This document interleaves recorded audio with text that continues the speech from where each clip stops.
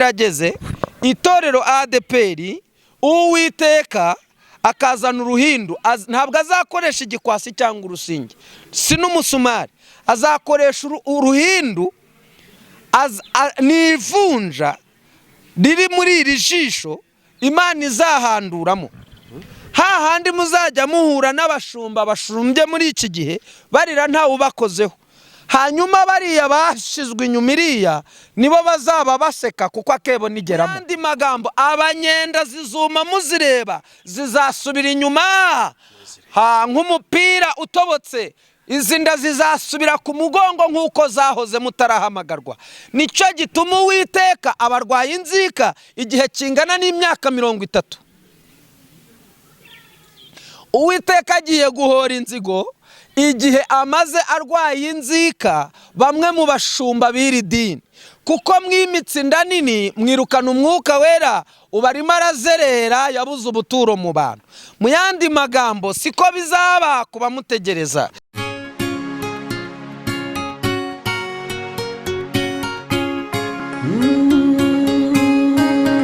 Emana we, Yesu we, ingoma yawe ni amamare. Yes, reka tubasuhuze kandi tubifurize amahoro y'Imana, umugisha Imana itanga ubane namwe ibihe byose. Nkuko muri kubibona kuri kamera zacu, twongeye kugira umugisha wo kubana n'umukozi w'Imana nibishaka Theogene, mumaze kumumenyera kw'ibitangazamakuru byacu. Reka tumusabe kugira ngo yongere kandi abasuhuze. Turabasuhuje mu izina rya Yesu, nizere ko mumeze neza. Murakoze. Imana y'amahoro iguhereze umugisha. Reka tubanze tugushyire imbere y'Imana, tugufashe gusenga noneho kugira ngo tuze kuganira ikiganiro kimeze neza. Uri Imana y'amahoro kandi uri Imana ikiranuka, nta kibasha kurogoya imigambi yawe. Tugushimiye ko wabanye natwe ndetse ukaduha umukozi wawe kugira ngo tuganire ku byawe, tuganire ku murimo wawe utameze neza, tuganire ku batagenda neza. Bisabye nizeye mu izina rya Yesu Kristo, amen. Amen. Hanyuma mukozi w'Imana, turabibona uraho, urakomeye, umeze neza, nta kibazo. Imana y'amahoro ibihererwe icyubahiro. Ndashaka kugira ngo ikiganiro cyacu tucyanzikire ku bantu. Sinzi niba ndibuze kubaza ikibazo yenda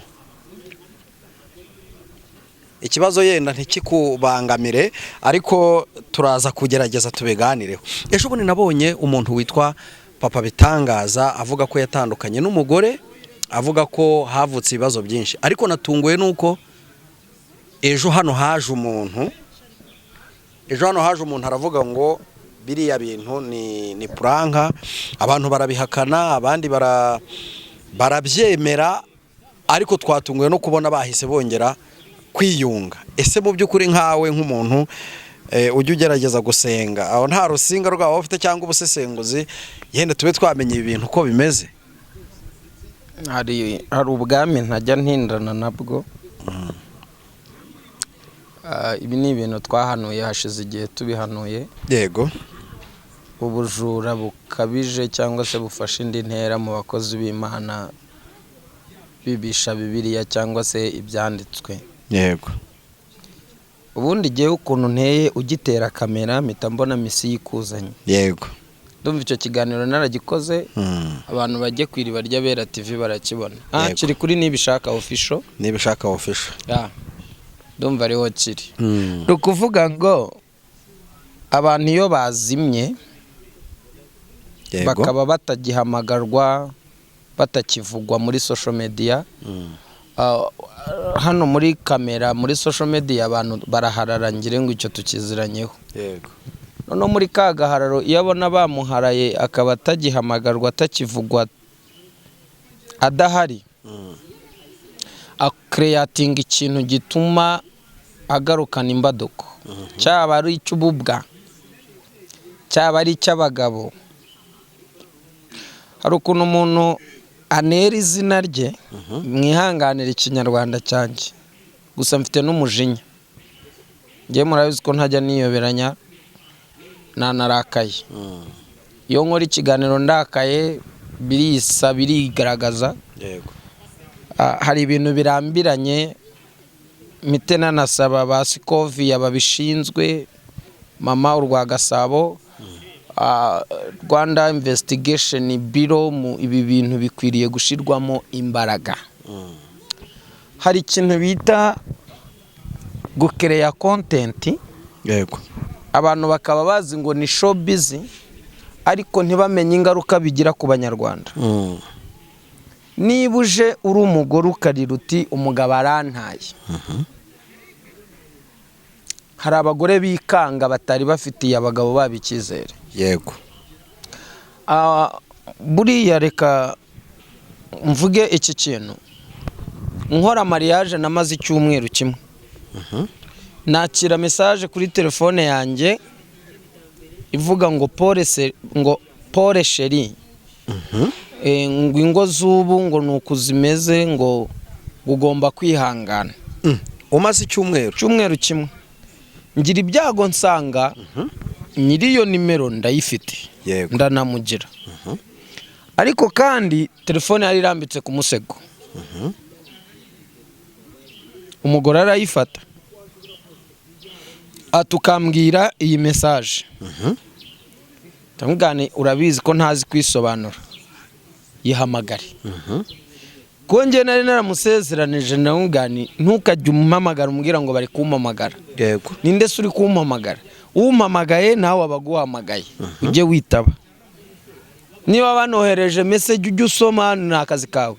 Nusanga ari ngombwa kusubiza usubize, nusanga ari nge ukwiye gusubiza ujye uzana nsubiza. Abantu bihanganira amajwi ari muri iki kibuga nyine niko bimeze. Hanyuma haza kuvuka iki, nsanga ndamugira muri telefone, yego no mu bantahiye civile nawe yararimo.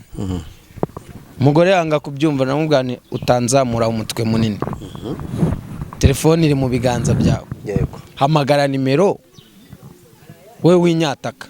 Si wowe ufite telefone? mudamu ati nese urambaza iki? Ngo none si kuki yanditse Sheri? None si ibyo urumva ari intambara? We fata telefone uhamagare. Si icyumweru cya mbere yego cy'ubukwe, ukwezi kwa mbere k'ubukwe, yego nahise muhamagara mushira speaker, ndamubwira ni koko, ati karame, iyi message unyandikiye ishatse kuvuga iki? Arambwira ngo iyo telefone impamagaye ni nk'iya 50. Imbaza icyo kibazo. yego Ambwira ati abagore bantutse bamaze, kumbe n'abana bari bavuye ku ishuri.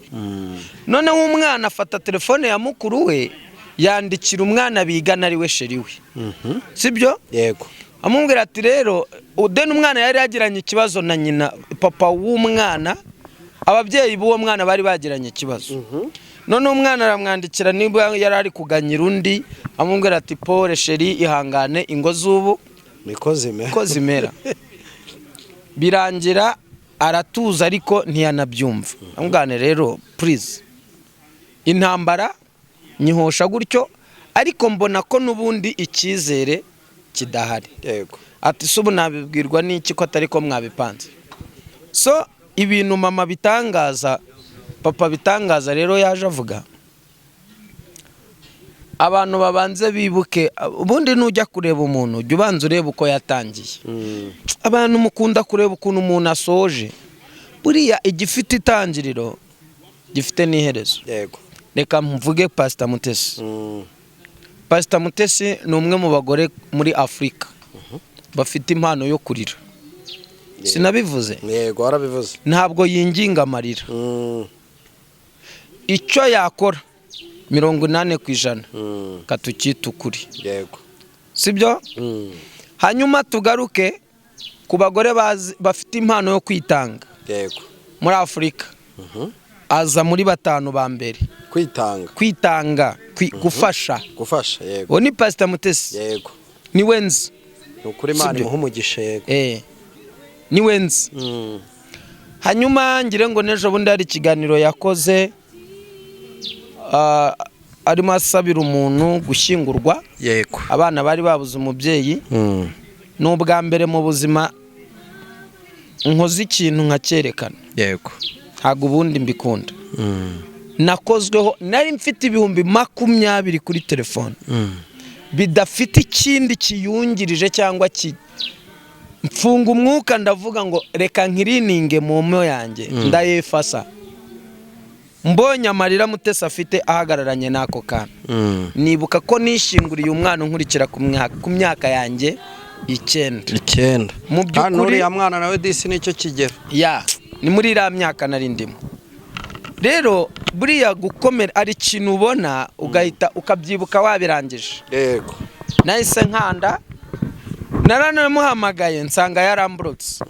Pastor Mutesi. Yego. Naramuhamagaye nsanga yaramburutse. Noneho ambroka muri koro ambroka no kuri WhatsApp. Yego. Mburaho menera. Sinzi ukuntu umutima wambwiye ngo shishoza neza mu kiganiro. Ndeba nimero iyo narinzi nsanga nagari afite. Nayo ndongera ndayihamagara. Nayo biranga. Mutima urambwira ngo hoya. Gufasha guhamagara si ngombwa. Yego. Ohereza. Nohereje mbona amazina naje. Nahise nde kuri ibihumbi 20. Ntitaye kuri situation nari mpagazemo. Yego. Kandi ibyo nabikoze umwana wanjye aryamye mu bitaro Kibagabaga. Urumva? Yego. Umwana wanjye yararyamye Kibagabaga ari ku mwuka. Yego. Ariko ndavuga ngo hoya uyu mwana yapfushije nyina. Ntago njya mpfa gukomereka. Yego. Ariko byarankomerekeje. Yego. So rero nukuvuga ngo ibi bintu papa bitangaza yakoze.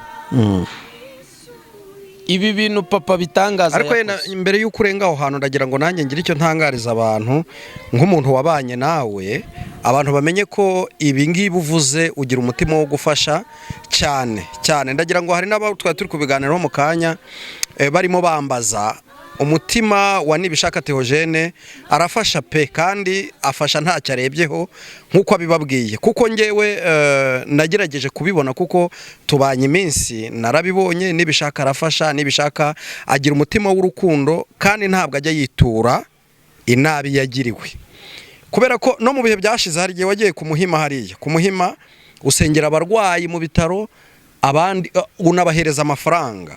Ibyo ngibyo narabimenye nabandi gendo ubohereza amafaranga bakampa message bakambwira ati mu byukuri Nibishaka uko abantu bamuvuga siko ameze hataza kugira umuntu uza kuza gutekereza ko waje kwivuga neza Nibishaka agira umutima yari yakuyemo inda wo gufasha atungurwa no kubona musuye kumuhima umusuye kumuhima nabandi babiboneraho nyine we babonye inkuru bankozeho babonye ibiganiro bankozeho bimvuga binsebya yego atungurwa rero no kubona mugezeho mu bitaro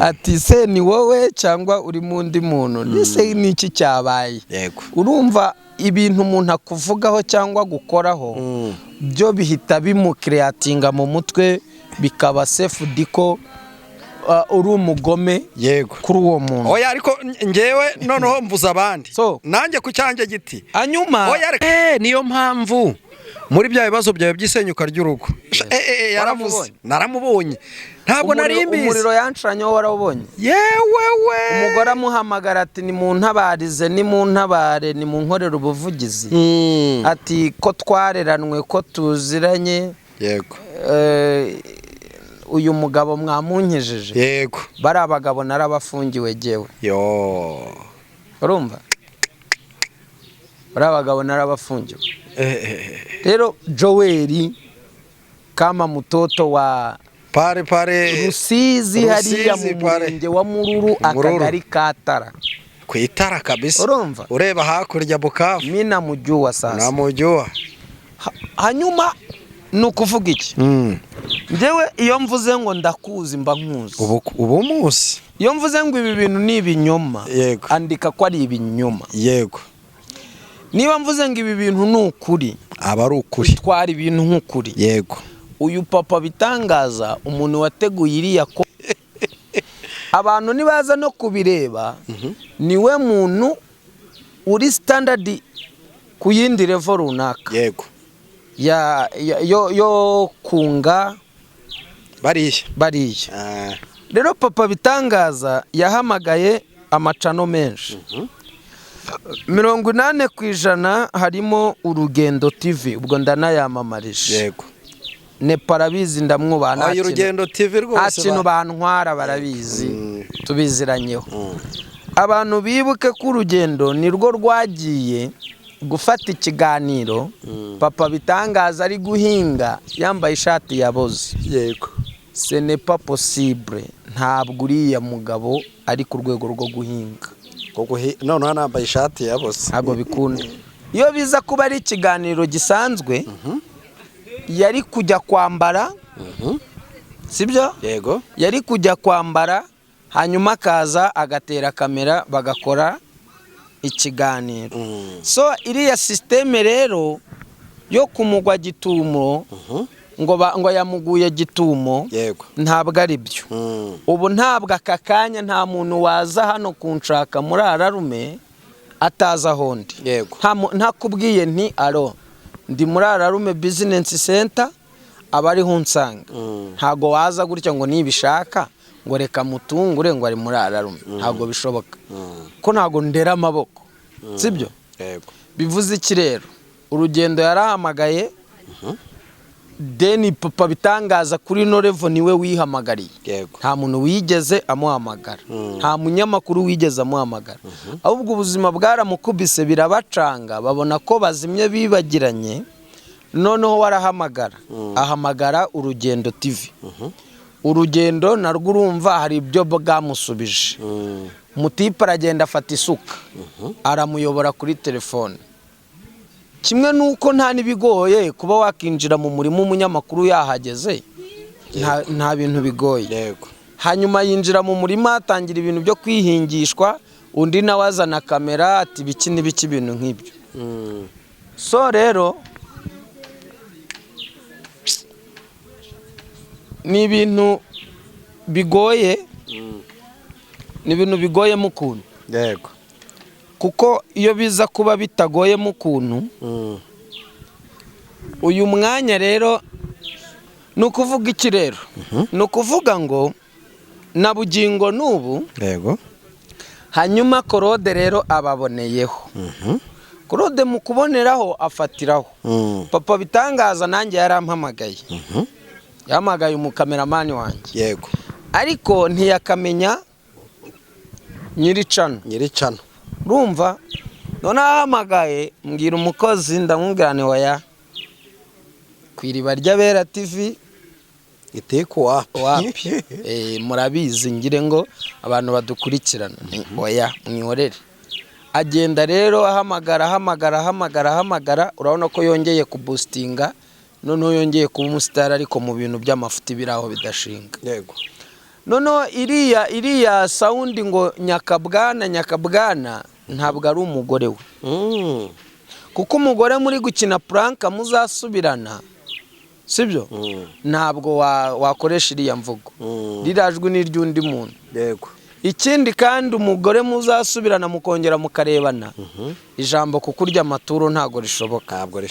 Urumva ko kandi? yego Ni nk'ibi ngibi Kongo, sorry mwihangane ntago ngiye muri politike. yego Cyo kuvuga ngo umusirikare ngo w'u Rwanda ngo yabonye ngo nta kundi yabigenza ngo ariyahura si igihugu cyamutumye, niba cyaranamutumye nta mbunda cyamuhaye. Ku buryo umuntu uyoboye urugamba ajya mu mugozi ntibishoboka. ntabwo ibyo bintu bibaho. Yakirashe se nese imbunda ikora iki? Isasu se rimara iki? So ibyo byandiko yanditse bariho babeshesha yari kuzandika, yamara no kuzandika akirasa. Cyangwa se wenda ibyo ni ibindi reka ngezaho. Rero kwita umugore muzasubirana muri prank ngo kama ngo twakuriye amaturu, wowe nandese mwari benshi, undi nawe azongera kukugaramira mubizi ko ari prank ngo nyakabwana, ntabwo bishoboka. Rero iriya sound ni yundi mugore runaka. Urumva? Yego. Wenda ibyatwakuriye amaturu ni indaya papa bitangaza yari ari guserereza. Abanyarwanda bahite bakanguka babyumve. Yego. Urumva twakuriye amaturu. Twakuriye amaturu kereka iyo hazamo ijambo rivuga ngo nakuriye. nakuriye amaturo ariko twakuriye amaturo uburyo hajemo n'ubugoryi abantu bihangane. Umuntu bavuganaga yari mu karere ka Gasabo mu murenge wa Nduba akagari ka Gasanze umudugudu ngire ngo n'uw'Uruhetsi. Kubera iki hariya higeze kuba ifamu y'abagabo. Urumva? Wenda ntago ndi buvuga amazina yabo. Ni abapasitoro bagera mu 8 n'umunyamakuru wa 9 wababagamo. Iyi nkuru umuntu wayisobanura neza ni Theo bose babireba. Kirumvikana? Iyi nkuru umuntu wayisobanura neza ni Pastor Claude. Sinzi niba mujya mubona inkovu Claude agira hano. Turayibona. Iriya nkuru iriya nkovu niyo muri icyo gihe muri iyo periode. Claude ntago muzanye nta nugo mwibasiriye. Nawe arabizi ko twicaye tukaganira iki kiganiro nge na Claude. Umuceri yawe umene yabishira hariya. Urumva? Icyo gihe rero hari harabayeho abagabo bananiranye ku ngufu. Abagabo bamaze kunanirana ku ngufu baragenda. Theo rero aho yigiye kunywa inzoga ni hehe? Ni Gasanze muri iyo nzu. Aha rero ntago ari ubwa mbere papa bitangaza yarakinnye imikino yo kuvuga ko umugore yamunaniye cyangwa nawe yamutaye. Icyakora icyo nemera yigeze amutaho. Ni igihe abahanuzi bari bahitinze. Nibwo bicaga ibikeri bakabyumisha. Iki kiganiro naragikoze. Bamara kubyumisha urabona hari ukuntu ikoti riba rifite umufuka hano costume. Murabizi ko ikoti ry'ikositimu rigira umufuka mindani. Bamara kubyumisha hari icyo bita uburigondi. Uburigondi ni iki? Nuko Pascal ampamagara akampa nimero y'uwamuhaye ibyifuzo. Icyo bita pasi. Ngo niba wabuza inzu reka ngo umuntu usengera. Icyo gihe rero abanyarwanda nago bari bagafungutse amaso. Hari ubuhanuzi buvuga ngo cyangwa amahereko apfuye ngo naryamye ngo ngiye kubona mbona ngo nimero yawe ije ku gikuta mu nzozi. Ngo nyihawe mu nzozi. Hari umuntu wabikoze hano ngo niba ari wa mugabo wabahaye ibiganiro ngo yagiye ikuzimu. Ahubwo hari indi nkuru ukoze hasi unyibutse ibuye. Uzi ko bari abatipe bateye ubwoba bagiye ahantu bari gusengera umuntu. Ngo baranje bavuga ngo Imana iravuze ngo ni muduhe 120. Reka nza amajwi ndaza kuyaguha. Urumva wa mugenzi w'umukongomani niwe wari uri kubimbwira uretse ko namufasha amajwi. Noneho barasenga baravuga ati Imana iravuze ngo muduhe 150 arakira. Mukimara kuyaduha kandi ngo ni hano ku Gisozi. Bakimara kuyabaha umuntu ahita arapfa. Apfuye baramufata baramuzingazinga barorosa ubundi baritahira ngo mukanya ngarabakangutse. Bagiye gushyingura umuntu yatangiye kunuka bazinga zakanguka. Barabatipe barabahatari. None se uyu ntuza nanamubonyemo hano nge nanamwifatira. Uyu mupasiteri witukuje w'umuhondo cyane ntuza abukuru aberi yego w'umurundi. Ngire ngo niba atari yanafatwa nuko hari ribi tarabimenya. Yarahunze. Hari uwo mukibona hano muri iki kibuga? Yarahunze. Ari amakuru mfite nuko ari mu karere ka hirya ya Huye bahita oya muri Butare. Nyanza se? Hari Nyanza, hari Huye, hari akandi karere. Gikongoro se? Oya. None se Butare gizwe n'uturere tungana? Oya. Gisagara. Karere ka Gisagara. Ntago ari umurenge wa Gisagara. Ni Gisagara. Nibyo akarere ka Gisagara na Nyanza. None ni mu ntara y'Amajyepfo. Buriya iyo mvuze ngo igisambo runaka iki ni igisambo mba mbizi. Je yibye umuntu duhagararanye Kimironko kuri call video ngo none Imana irimo iranyereka hari ibintu bagutongereye ngo ariko ngica umwuka aza kugutegeka ugikore ico gikora none nga ngo tukibonana ngo ubu tukibonana nyene urupfu rwavuye ko ntago rukiriko ukibonana nanje njewe profete byarangiye ngo ariko ngo ndaza kukubwira ngo ndahantu ndahuze ndi mu kazi ngo ninja muri pause nshaka akazi tipa arimo bo ibyo ni ibyahahise yego nagerageje kurebuzwa muri telefone ngo ndeko nabona uwo nimero basi y'uwo bari kuvugana murabure ndaheba ndavuga ntibarakuriye tubyanze bikunze yaramwibye so ibyo ni ibyabaye rero papa bitangaza iriya ni escoro bra n'ubwe escoro ribu yari ikwiriye kubireba bakamuhamagara agasobanura icyabimuteye si ngombwa wenda kumufunga ariko agasobanura icyabimuteye yenda kanasaba n'imbabazi sibwo uyu munsi tuvugana abakozi b'Imana bari kujya batagaciro kubera bagenzi ba then is prank ngo umugabo yamutaye ngo umugore yamutaye ngo wabonye ari amarira yego warayabonye narayabonye rero papa bitangaza ni umugabo utazi kwinginga amarira amarira ye ni nka ya kidamu ndamuzi bihagije urumva rero reka tubwire abanyarwanda ngo escoro naranabivuze mbere yuko ubu bwabo basaba n'imbabazi narabwiye ni buriya n'ubwe escoro buriya n'ubutubuzi barashaka abo biba cyane ko uburyo bari babipanzemo bashakaga ko umugore agaragaza ko yatawe noneho umugabo nawe akagaragaza ko yatawe babanyemuhwe rero batanga pole bakaha umugabo pole babagore baba diaspora bati pole yo Imana izogushumbusha izoce kurungikira ugundi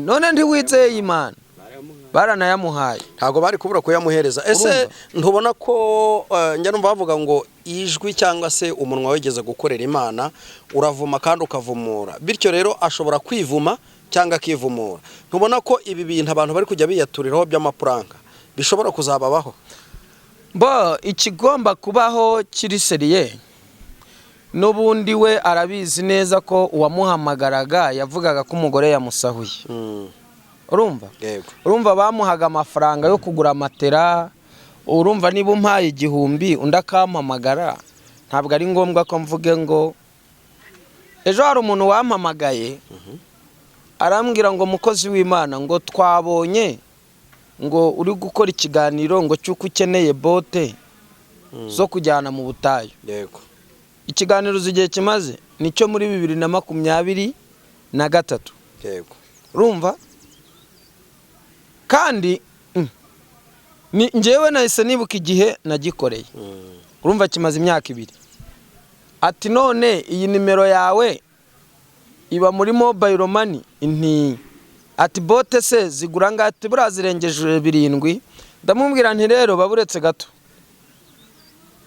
ni bote zaraguzwe hashize imyaka 2 iki kiganiro kimaze imyaka 2 rero nsaba abantu nibajya barekura n'ikiganiro bajye bavuga basi tariki bakirekuriye nibyo kugira ngo be gucanganyukisha abantu ndamubwira ni ikiganiro rero ubonye kimaze imyaka 2 bote zarabonetse ahubwo wowe nubundi yampe wagambiriye kuyama nifitiye umwana mu bitaro yego uze jambo yambwiye yarambwiye ngo ndagukunze nokuri yarambwiye ati nagutaye mu gipimo yarambwiye ati ndagukunze basanga yari yanamu simbizi bibaho nibyo twiyongereye no kuvuga rero biriya ni pranka ni ubujura ni escoro ubujura bubi cyane ahubwo dore ingaruka rero nuko ari ababibonye gutyo hashobora kuza undi noneho biri seriye akabura ubufasha kubera ibi bisambo bikuru ni ukuvuga ngo ndi byabaho nyine nka buriya kiriya kiganiro Pastor Mutesi reka mbere ko burya ari prank ubu ni ukuvuga ngo Pastor Korode uhedinze iyi prank yihangane ibi bitandukanye no kwibasira kandi nanone nanjye sinamurenganya views zarabuze urazana inkuru nzima ntibayirebe ntibanayiteho ariko wabazanira igikwangari bakayagara urebe kuna ari pranka ya Kasamutwe ubu Korode papa Bitangaza na mama Bitangaza babaye irembo ryo kumugeza kuri Pasiteri Mutesi. Hari ubwo barajyayo gusaba imbabazi. rindira burange mba namaze kubibona, mba nabijumereye ewana, murindire. Ubu Pastor Claude agiye gufata mama Bitangaza b'igikingi cy'ibumoso, papa Bitangaza b'igikingi cy'ibumoso, deni buryo, hanyuma Pastor Claude abanyuremo, abagira inkoni n'irembo ribageza kuri Pasiteri Mutesi kujya gusaba iki? Imbabazi. Mwibuke ko bamukozeho inkuru ndetse zinasesereza. Uretse ko Mutesi yaza kuba ari rukururana, ari umuntu ukunda gukururana n'abantu, papa Bitangaza bari mu maboko ataraye. Cyo bita gushinyagura, yaramushinyaguriye.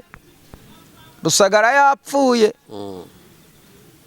Bati se ushimishijwe nuko Rusagara yapfuye? Ngo umugeni yatashe, amen, munanyiza atana ibintu nk'ibyo nyine, ngo sinanamuzi nyine apfe kuko atamuzi. Rero reka ntange ubutumwa kuri Pasiteri Mutesi abagura imiceri myinshi.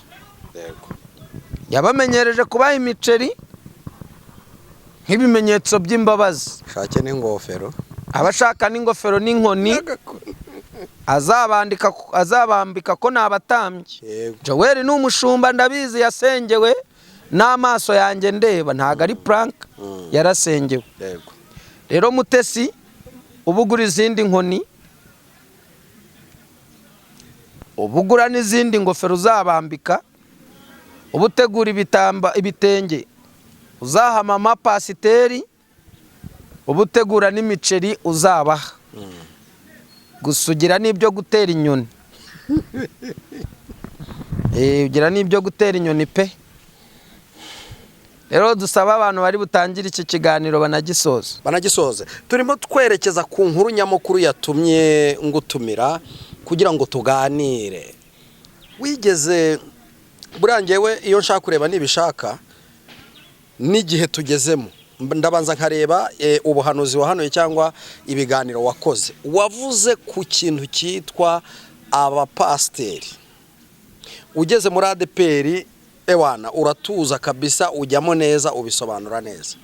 Ejo bundi nyakubahwa umuvugizi wa ADPR yahagaritse cyangwa yasubikiye amasezerano abapasiteri benshi bafite insengero zafunzwe. Nakuzanye kugira ngo umfashe, nimba hari amakuru ufite kuri ibi bintu cyangwa yerekwa udusobanurire.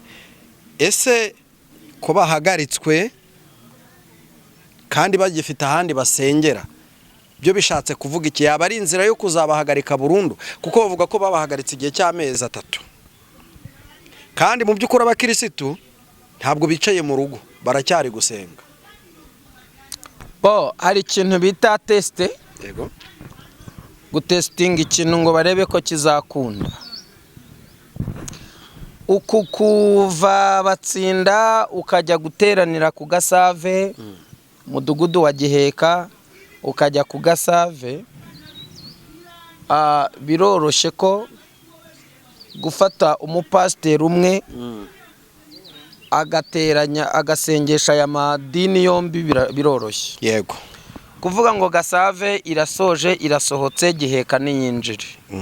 Wa mupasiteri wabwirije mu iteraniro rya Gasave akabwiriza no mu rya Giheka biroroshye. Iryo naryo rigasoza rigataha. Hanyuma irya Giheka ryasoza hakajyamo irya Batsinda. Yego. Hanyuma gufata wenda mwarimu ku Gasave nanone akabwiriza irya Giheka, ibyo ni ibintu byoroshye. Ahubwo ubujura burimo ni uko umudugudu wa Giheka watuye. Yego. Noneho n'uwabatsinda nawo watuye. Ya maturo ahisa bakava. Yego. Muri paruwase n'ubundi irimo irakora. Urumva? Yego. Bivuze iki rero? Bivuze ngo ibyatungaga umushumba wa Giheka birarangiye. N'ibyatungaga yenda uwabatsinda urugero nabyo bigize gute birarangiye. Ubwo aba bashumba babiri rero bahindutse ibindi, reka mbivuge muri urwo rurimi, bahindutse ibindi bintu. Bishatse kuvuga iki? Bishatse kuvuga ngo iyi tekinike yo gusezerera abashumba muri iyi tekinike y'amezi 3 iminsi 90 angana n'iminsi 90, iyi ni last owning. Urumva mu bidaro bindi binini ariko iyi ni last owning. Ikindi kandi hagiye kuzamo ikintu giteye gitya, bari kubitestinga babanze. Ni umushinga creanta umushinga no gukereya umushinga, kabarebe ko kubamanaginga bose ayo madini yose afungiwe bazabishobora, sibyo? Nibabona rero batabishoboye mu minsi 90, bazabagarura. Urumva? Yego. Ariko nibabona babishoboye ntago bazagaruka. Kirumvikana neza 100%. Hanyuma rero nta nubwo ya mishahara bahagarikiwe iminsi 90, iminsi ntibazayihemberwa. Bihangane. Aya mezi 3 ntibazayahemberwa. Uko ni ukuri. Yego. Deni hagiye kubaho kugerageza ishira mu bikorwa yego by'uyu mushinga wo kubicisha inzara ni ukubirukana. Kandi ubundi rega nuko abantu batari kubibona, iyi niyo ndunduro y'ingoma ya ADEPR mu Rwanda. Iki kintu ninyivuga abantu baze kukihanganira. Iyi niyo ndunduro y'ingoma ya ADEPR mu Rwanda. Iri ni ryo herezo rya ADEPR. Narabihanuye 2013 ngire ngo abanyarwanda nibakenera amalinki babisabe. 2023. Yes, narabihanuye ndanabifungirwa, bagiye kundega. Bagiye kundega umuvugizi arimo. Prani nawe wamfungishije. Ahubwo afata ba Korode na ba Ezekiyeli, naje kubimenya nyuma. Abatamudufaranga kugira ngo babirembo ryo kujyayo. Yagiye na vewiti y'umukara, ngewe ninjiye muri ribu umuvugizi asohoka. Urumva? Yego. Iki kintu sura cyumvise? Ndacyumva. Ninjiye ku hedikota, imodoka ya ribu yanyinjije ku hedikota kubazwa, umuvugizi asohoka. Urumva? Systeme rero yabonaga ndi umwe mu bahanuzi bamubangamiye. Urumva? Yego. Niyo mpamvu abantu baje kubona ikiganiro nakoranye na ba Pastor Korode, Ezekiyeli dusabana imbabazi hano. Nuko nari maze kumenya ukuri.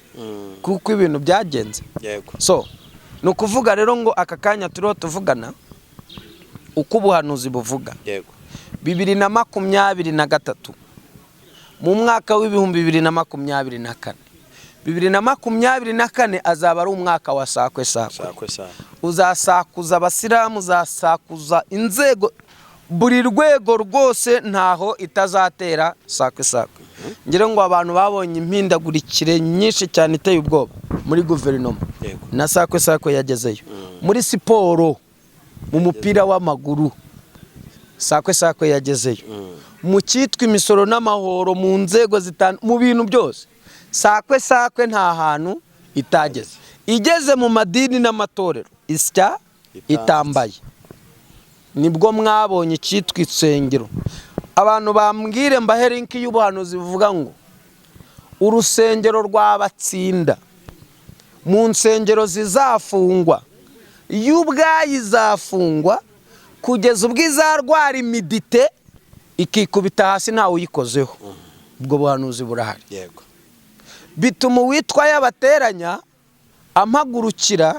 amagurukiriza bitwa ba Joel, abitwa hari uwaje afite amaso y'indubaruba, nahagurukiwe n'abanyerondo baza gukora ibiganiro, abantu babyibuke. Hagaragaye abagore baje bavuga ko nababyarije mu bishanga, zo nkuru mwarazibonye.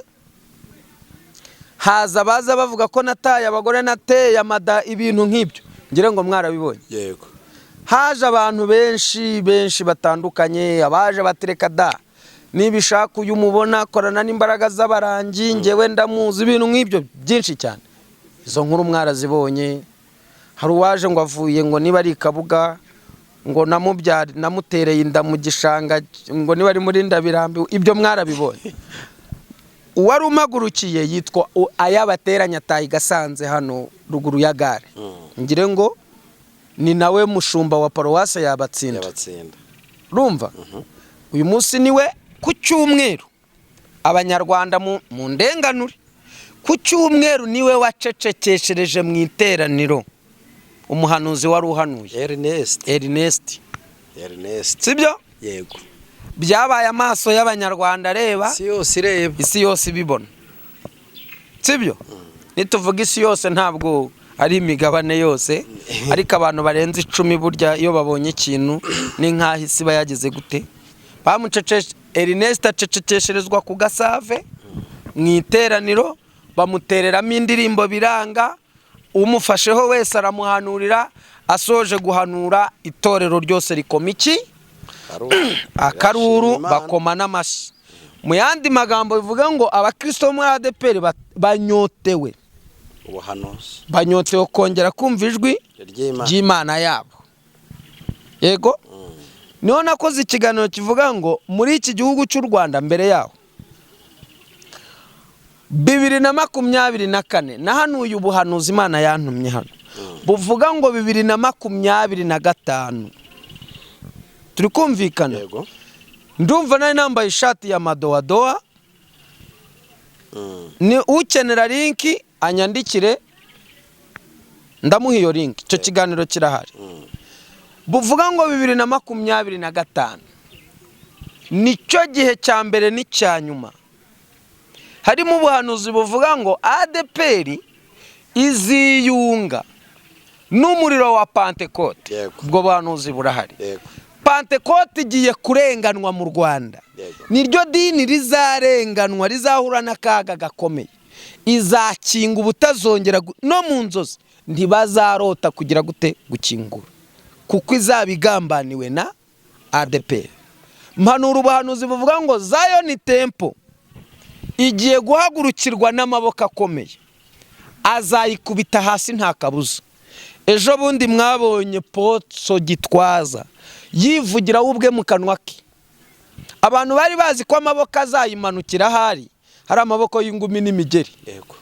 Bati none urubanza Theogene ko bavuze ko Gitwaza hagurukiwe n'amaboko akomeye kandi ko azamutsinda ko nta kabuza, bikaba birangiye urubanza yaburanaga rutsinze.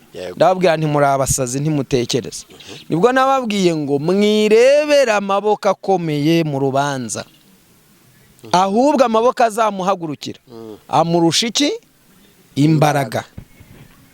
Uyu munsi ndababwira ngo niba hari umugabo ufite iyerekwa rikomeye muri iki gihugu, Gitwaza arimo. Nibwo ejo bundi wubwe yakoze ikiganiro, mwarabibonye, cyo kwirukana bambaye amapantaro n'abarasita mu rusengero. Arababwira ati cyitonderwa ku ruhimbiho n'ibindi bindi.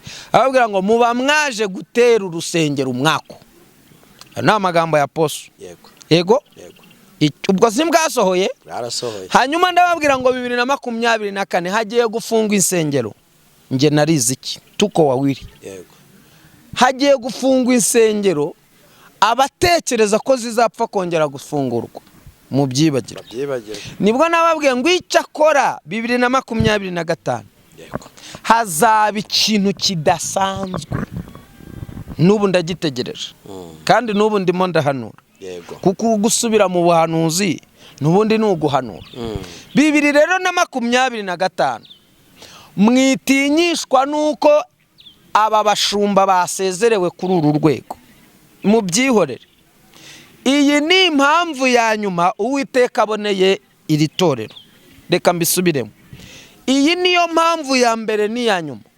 Samusoni yica abafilisitiya ntabwo ari uko Imana yangaga abafilisitiya, oya, ahubwo yari barwaye inzika igihe kirekire. ADPR rero mwihangane ukuboko kw'Imana isumba byose kubamanukiye kudasubira inyuma. Ibi ndabivuze kandi bizasohora, nta n'amarangamutima mfite. Igihe kirageze iri torero Imana ikarihandura mu ivunja riri mu mboni y'ijisho, ntabwo ari mu birenge. Umva ubuhanuzi ntanze uko buvuze. Igihe kirageze iri torero rya ADEPR, kirageze itorero ADEPR, Uwiteka akazana uruhindu. Ntabwo azakoresha igikwasi cyangwa urusinge, si n'umusumari, azakoresha uruhindu. N'ivunja riri muri iri jisho Imana izahanduramo. Hahandi muzajya muhura n'abashumba bashumbye muri iki gihe barira ntawe ubakozeho, hanyuma bariya bashizwe inyuma iriya nibo bazaba baseka kuko akebo nigeramo. Uwiteka agiye guhora inzigo igihe amaze arwaye inzika bamwe mu bashumba b'iri dini, kuko mwimitsi inda nini mwirukana umwuka wera ubarimo arazerera, yabuze ubuturo mu bantu. Mu yandi magambo siko bizaba kuba mutegereza, kereka abava mu masezerano ari nta mpamvu. Jambo riravuze ngo icyakora hahirwa umuntu wiringira Uwiteka, hanyuma Uwiteka nawe akamubera ibyiringiro, kuko mwene ibyo byiringiro atari ibyo kudukoza isoni. Mu yandi magambo abanyenda zizuma muzireba zizasubira inyuma nk'umupira utobotse, izi nda zizasubira ku mugongo nk'uko zahoze mutarahamagarwa. Nicyo gituma Uwiteka abarwaye inzika igihe kingana n'imyaka 30.